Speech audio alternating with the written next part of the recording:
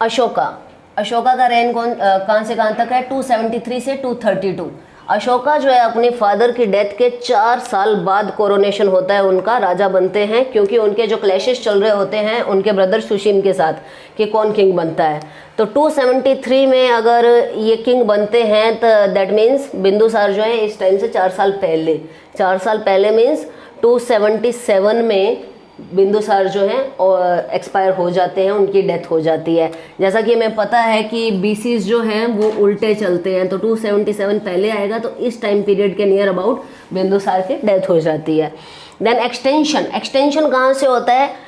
ये वाला एरिया तो पहले से ही था, अभी ये थोड़ा नेपाल तक भी एक्सटेंड करेंगे।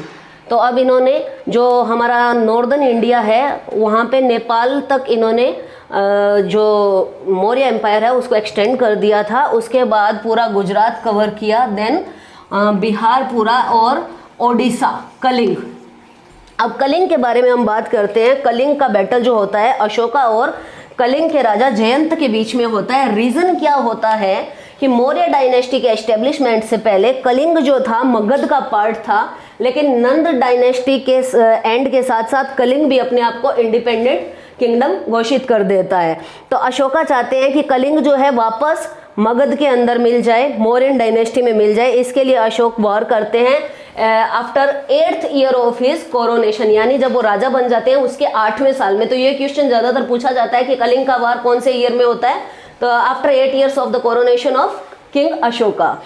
देन अब हम देखेंगे कि कलिंग के वार में क्या हुआ था। कलिंग के वार में अशोका जीत जाते हैं, लेकिन जब वो वॉर फील्ड पे आते हैं और लाखों लोगों को वहां मरा हुआ देखते हैं, उसके बाद उनकी जो खुशी है वो दुख में बदल जाती है। बच्चों को, औरतों को रोते हुए देखते हैं। देन ही रियलाइज्ड कि इन्होंने ये जो कलिंग में जीत हासिल की है वो एक्चुअल में उनकी हार है। और उपगुप्त नाम का एक मॉन्क होता है, एक भिक्षु होता है, जो इनको बौद्ध धर्म को फॉलो करने के उपदेश देता है और इन्हें बोलता है कि आप वॉर वगैरह अपने वेपन्स को त्याग दो और बुद्धिज्म को अपनाओ।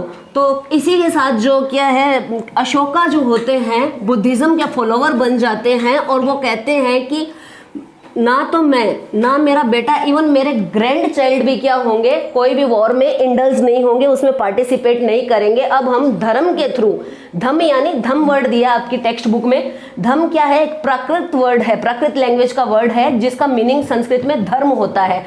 अब हम धर्म के थ्रू लोगों का दिल जीतेंगे, ना कि वॉरफेयर से। तो इस तरीके से अशोक जो है एक डिप्लोमेटिक मैन से क्या बन जाते हैं, एक रिलीजियस मैन बन जाते हैं और वो धर्म प्रचार करते हैं, धम्म प्रचार करते हैं।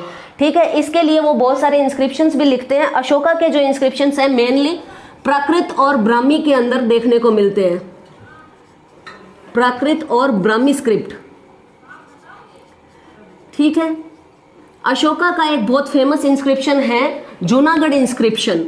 जूनागढ़ इंस्क्रिप्शन जो है उसके आर्टिकल के अंदर 3 किंग्स का मेंशन मिलता है, वो मैं आपको बता देती हूं। फर्स्ट है महाक्षत्रप रुद्रदामन,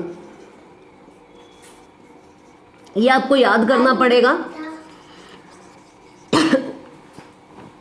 कि अशोका का जो जूनागढ़ इंस्क्रिप्शन है उसके आर्टिकल में किन किन किंग्स का मेंशन है। सेकंड है चंद्रगुप्त मौर्य। चंद्रगुप्त मौर्य के लिए मैं सीएम वर्ड यूज कर रही हूं। और उनके गवर्नर, उस वक्त उन्होंने जिसे सौराष्ट्र का गवर्नर बनाया था, गवर्नर ऑफ सौराष्ट्र, पुष्यमित्र, जिन्होंने क्या किया था, सुदर्शन लेक बनवाई थी।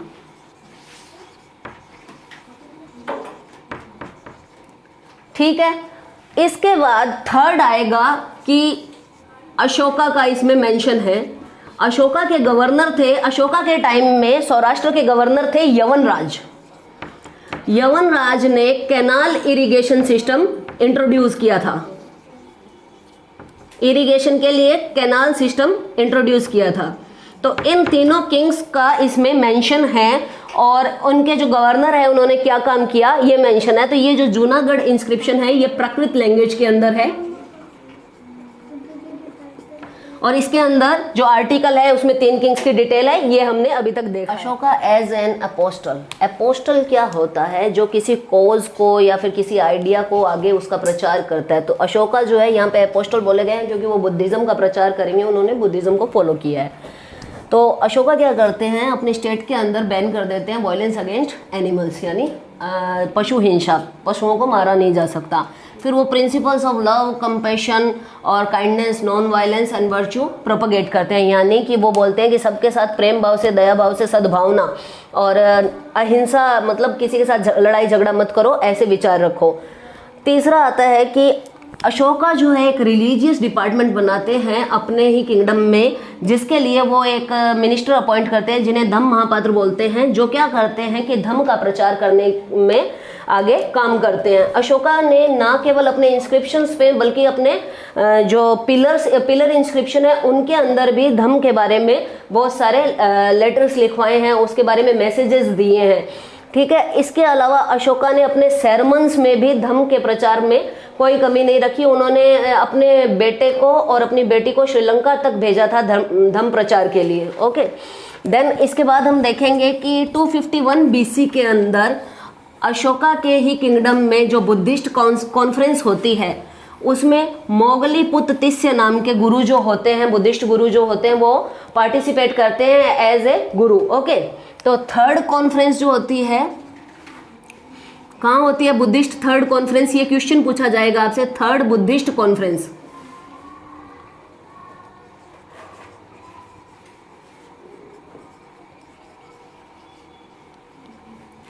ये होती है पाटलिपुत्र में। Who was the king at that time? Ashoka. And who was the head of conference? Mowgli पुत तिस्य, ये इनका नाम है, जिन्हें तिस्सा नाम से भी जाना जाता है। ठीक है, इस कॉन्फ्रेंस का जो ऑब्जेक्टिव था वो क्या था, religious unity bye avoiding religious differences, यानी हमें धर्म के नाम पे एक दूसरे से अलग नहीं होना बल्कि लोगों को जुड़ के एक साथ रहना चाहिए, एकता बनाए रखना चाहिए।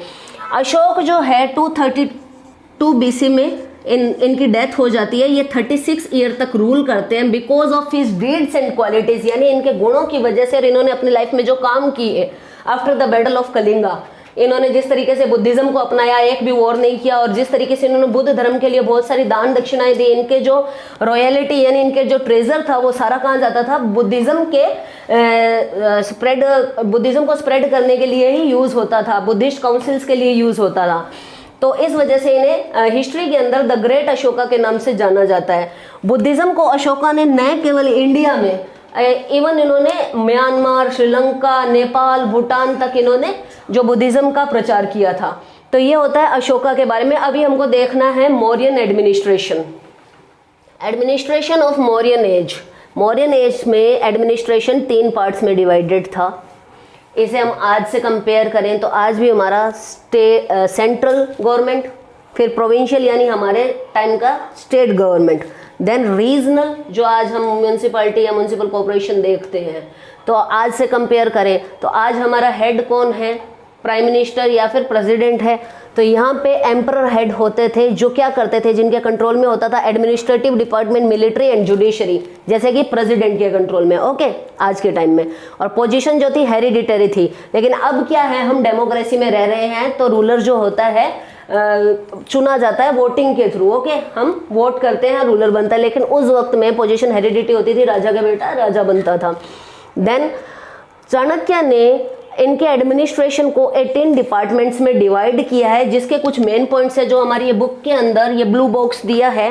ये हमें लर्न करना है कि एग्रीकल्चर डिपार्टमेंट का जो हेड है उसे सीताध्यक्ष बोला जाता है, मिलिट्री डिपार्टमेंट सेनानी, देन जुडिशियल डिपार्टमेंट प्रदेश शास्त्री, देन ट्रेड डिपार्टमेंट पन्याध्यक्ष, और ऑफिसर रिपोजिटरी अक्षतपाल या महाअक्षतपाल बोला जाता है। रेवेन्यू डिपार्टमेंट जो होते थे उसे मुद्राध्यक्ष बोला जाता था। मुद्रा मीन्स पैसा, मनी। ओके, और उसका अध्यक्ष यानी हेड। तो रेवेन्यू डिपार्टमेंट का जो हेड होता था उसे मुद्राध्यक्ष बोला जाता था। फिर सेकंड आता है प्रोविंशियल यानी स्टेट गवर्नमेंट। अब जैसा कि हमने बताया कि सौराष्ट्र का जो प्रोविंशियल गवर्नर था पुष्यमित्र को बनाया गया था, तो वैसे अलग अलग प्रोविंसेस पे अलग अलग गवर्नर बनाए गए थे जो क्या करते थे, मेंटेन पीस, यानी उनके जो प्रोविंस है वहां पे शांति बनी रहे, रेवेन्यू कलेक्शन का काम करते थे और वहां की सिक्योरिटी का ध्यान रखते थे। और राजा जो था प्रोविंशियल गवर्नर के काम पे पूरी नजर रखता था। फिर आती है रीजनल गवर्नमेंट, जिसे कि हम हमारा जो थर्ड टायर ऑफ गवर्नमेंट है उससे कंपेयर कर सकते हैं, म्यूनसिपैलिटी, म्यूनसिपल कॉर्पोरेशन, नगर पालिकाएं जिन्हें हम बोला जाते हैं। तो उस वक्त में डिस्ट्रिक्ट और तालुका लेवल पे जो डिस्ट्रिक्ट हेड होता था उसे राजुक बोला जाता था। क्या बोला जाता था? राजुक। और प्रोविंशियल हेड को गोप बोला जाता था, प्रोविंशियल गोप या फिर गोप, ठीक है। फिर इसके बाद जो है थर्ड टियर आता है, या जो स्मॉलेस्ट यूनिट जो है वो क्या थी? विलेज था। विलेज का जो हेड था उसे ग्रामणी बोला जाता था। ग्रामणी यानी ग्राम अध्यक्ष आज के टाइम में जिसे हम कहते हैं। और इसको लोग जो है चुनते थे, मेंबर जो है इसे इलेक्ट करते थे, लोग इसे चुनते थे। यानी उस वक्त में वोटिंग नहीं होती थी, पर एक तरीके से लोगों की राय से ग्रामणी को अपॉइंट किया जाता था। तो ये तो हुआ मौर्यन एडमिनिस्ट्रेशन। अब इसके बाद ये है कि अशोका के बाद राजा कौन बने, मौर्य एम्पायर कहाँ गया, ठीक है। Now successor of Ashoka and fall of Maurya empire. Ashoka के बाद कोई इतने पावरफुल रूलर नहीं आए, जिसकी वजह से अशोका का जो एम्पायर था, जो मौर्य एम्पायर था, उसका डिसइंटीग्रेशन चालू हो गया। और लास्ट के 137 ईयर में 9 से 10 राजाओं ने रूल किया था, मौर्यन राजाओं ने, जिनमें से कोई भी इतना पावरफुल नहीं था। लास्ट किंग जो थे उनका नाम हमें याद रखना है, बृहद्रथ, ओके। उनको पुष्यमित्र शुंग ने मार दिया था। पुष्यमित्र शुंग कौन थे? उनके मिलिट्री ऑफिसर थे, जिन्होंने इनकी ये क्या थे? बृहद्रथ जो थे एक पावरफुल रूलर नहीं थे, इनकी कमियों का फायदा उठाते हुए इनको मार दिया और शुंग डायनेस्टी का फाउंडेशन किया। Shunga dynasty founded in which year? 185 BC। और इसी के साथ एंड हो जाता है मौर्य एम्पायर का। तो अब एक चीज का आपको ध्यान रखना है, ये पुष्यमित्र शुंग है, ठीक है, जिसने बृहद्रथ को मारा था। और सुदर्शन लेक जिसने बनवाई थी वो पुष्यगुप्त थे, जो कि गवर्नर थे गिरनार के या फिर जूनागढ़ के, ठीक है। तो इस नाम में आपको कंफ्यूज नहीं होना है। पुष्यगुप्त और पुष्यमित्र दोनों अलग अलग है। पुष्यगुप्त गवर्नर थे चंद्रगुप्त के, और पुष्यमित्र जो है गवर्नर थे बृहद्रथ के, जो बृहद्रथ को मार के शुंग डायनेस्टी का फाउंडेशन करते हैं 185 में। और इसी के साथ एंड हो जाती है Maurya empire. Okay, thank you. Please watch the video.